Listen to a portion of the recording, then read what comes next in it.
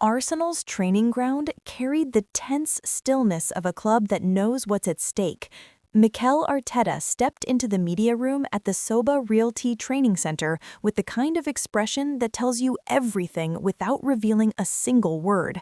The pressure has been relentless, the schedule unforgiving, and the expectations soaring higher than ever. Now, just before Arsenal face Wolves in what many assume will be a straightforward victory, the manager is confronted with the weight of 1,000 narratives that are all colliding at once. The questions were always going to center around Declan Rice, William Saliba, Jurrien Timber, Gabriel Martinelli, Gabriel Jesus, and inevitably Viktor Gyokeres.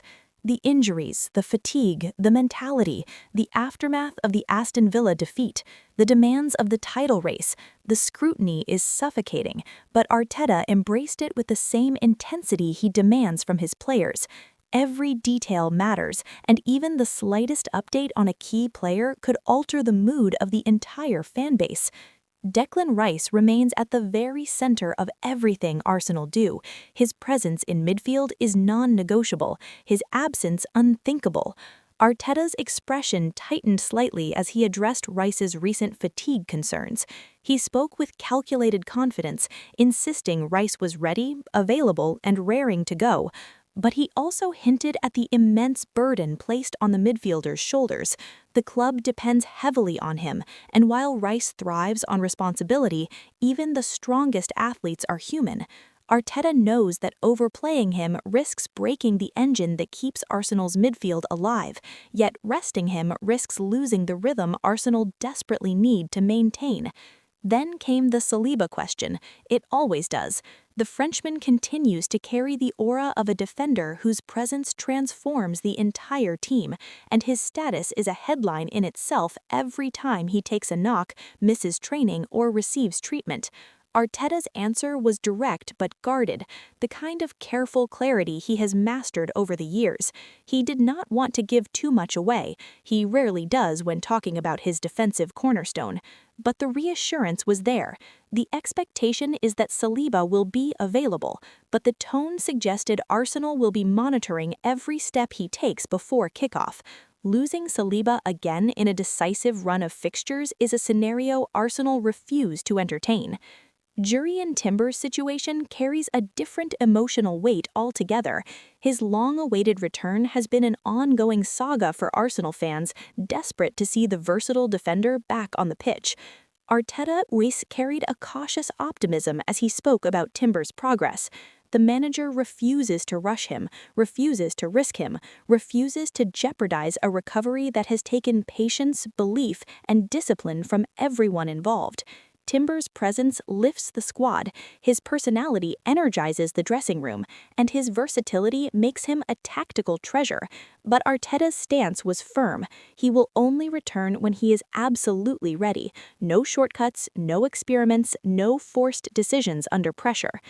Gabriel Martinelli's name shifted the mood immediately. Arsenal's attack loses a dimension when he's not at full throttle.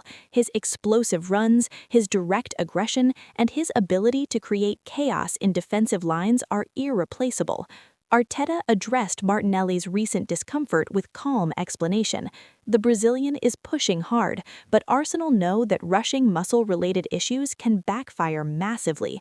The manager made it clear that the winger is being handled carefully, and that any final decision will be made with long-term priorities in mind. Arsenal need Martinelli not just for Wolves, but for the months ahead, and Arteta would not gamble that for a single match, even one wrapped with pressure. But the conversation took a more intriguing shift when Gabriel Jesus was mentioned. His return has lifted the atmosphere around the club, not because he is simply another option, but because he transforms Arsenal's attacking identity. Jesus moves differently, presses differently, disrupts defenders differently. His presence forces opponents to drop deeper, react quicker, switch markers constantly. Arteta's praise for Jesus came with genuine enthusiasm. The timing, he admitted, could not be better. Yet this same return has sparked another narrative within the squad, one that Arteta knows he cannot ignore. Viktor Gyokeres has struggled. That's the truth. Struggled not in effort, not in commitment, not in professionalism, but in moments that matter. The goals he was bought to score have not arrived in the volume expected. The adaptation period has taken longer, the confidence has dipped, and with Jesus returning, that spotlight intensifies. Arteta defended Gyokeres fiercely, insisting the striker's contributions go beyond goals, insisting that he remains vital to Arsenal's system, insisting that patience will pay off. But even he knows that Gyokeres feels the pressure more than anyone else.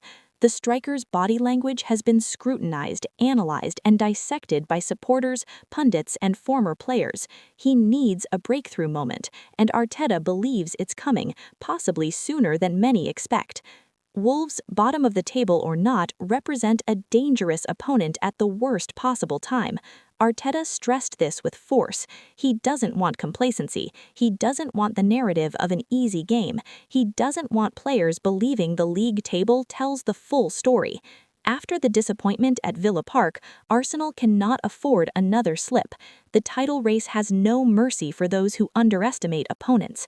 Wolves will come with nothing to lose, and that makes them dangerous. Arteta drilled this message repeatedly, refusing to let anyone forget the stakes. He spoke about fatigue, but not as an excuse. Arsenal's grueling schedule has tested every player to their limit, yet Arteta insisted this is the level demanded of teams chasing trophies. There's no time to complain, no space for emotional exhaustion, no luxury of slowing down.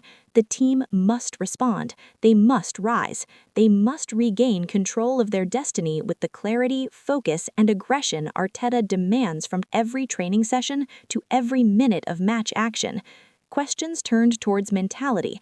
How does the team respond to setbacks? How does it react when the momentum briefly slips? Arteta stressed resilience, unity, and responsibility. He spoke about leadership at every level of the squad, from Rice's calm authority to Odegaard's relentless drive, from Saliba's quiet confidence to Jesus's emotional influence. Arteta believes the squad is mentally stronger than ever, capable of absorbing pressure and channeling it into performance. Then came the tactical questions. Reporters pressed him on rotations, on possible shape changes, on whether he would experiment given the circumstances. Arteta revealed little, as always, but he hinted at subtle adjustments. The squad depth allows more variation. The return of certain players opens doors tactically. The challenge is finding the balance between control and risk, structure and creativity, order and ambition. Arteta seemed determined to strike that balance with precision. Gyokeres remained a recurring theme. Arteta was asked repeatedly about the striker's state of mind. He insisted the forward is unfazed, training well, pushing himself, and desperate to deliver. But the undertone of the conversation made it clear that Arsenal's coaching staff are working closely with the striker to rebuild his confidence, to help him settle into the pace and physicality of Premier League's football, and to shift the immense pressure that has followed him since his arrival. Arteta refused to make comparisons with Jesus, arguing they bring different qualities, different styles, different advantages. Yet he accepted the reality that the competition between them will define the coming months. Arteta also addressed the atmosphere within the squad following the Villa defeat. He refused to allow narratives of frustration or anxiety to grow. He insisted the team remains fully united. The response in training has been sharp. The energy remains high. The players know what the next step requires and they are prepared to take it. Arteta's confidence in the group was unwavering, even as he admitted the disappointment of recent dropped points. Then attention turned to the defensive structure. With Timber not ready to return and Saliba's condition being closely monitored, Arsenal's defensive line continues to operate under immense pressure. Arteta highlighted the adaptability of Ben White, the consistency of Gabriel Martinelli, and the growing influence of Takahiro Tomiyasu. He praised their resilience, their discipline, their communication. He emphasized that the defensive strength of the team begins with the collective, not individual brilliance. Even in moments of uncertainty, Arteta believes his team remains defensively capable enough to control matches. The questions continued for nearly half an hour, each one probing deeper into the weight of Arsenal's situation. Arteta treated each one with the same measured intensity, protecting his players, revealing only what was necessary, maintaining the strategic opacity that defines his press conferences. But beneath his answers lay the unmistakable sense that Arsenal are entering a defining moment of their season. Wolves may be bottom of the table, but the psychological significance of this match is far greater than the standings suggest.